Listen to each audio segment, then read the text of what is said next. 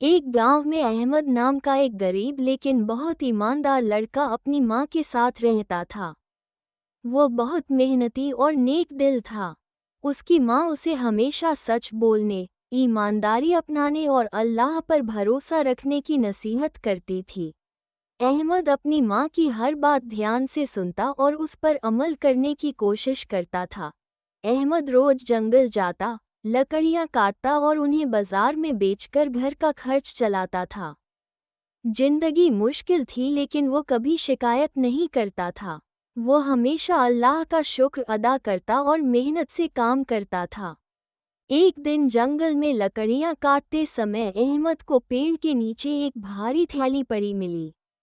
जब उसने थैली खोलकर देखी तो वो सोने के सिक्कों से भरी हुई थी। इतना सोना देखकर वो हैरान रह गया। उसने सोचा कि अगर वो ये सोना रख ले तो उसकी गरीबी खत्म हो सकती है। लेकिन फिर उसे अपनी माँ की नसीहत याद आई कि हमेशा सच्चाई का रास्ता अपनाना चाहिए।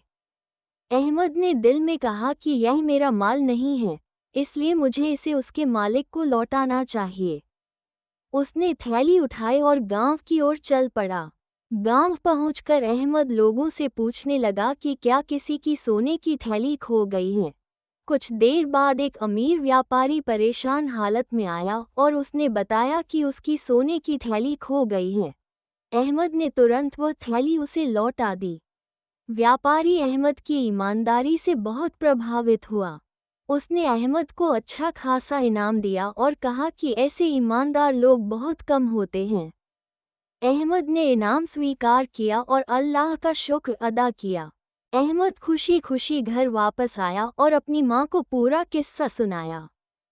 उसकी माँ बहुत खुश हुई और बोली कि जो अल्लाह पर भरोसा करता है, अल्लाह उसे सबसे अच्छा बदला देता है। अहमद ने सीख लिया कि सच्चाई और ईमानदारी हमेशा कामयाबी दिलाती है। हमेशा सच बोलना चाहिए, ईमानदार रहना चाहिए और अल्लाह पर भरोसा रखना चाहिए। अल्लाह नेक लोगों को दुनिया और आखिरत में कामयाबी देता है।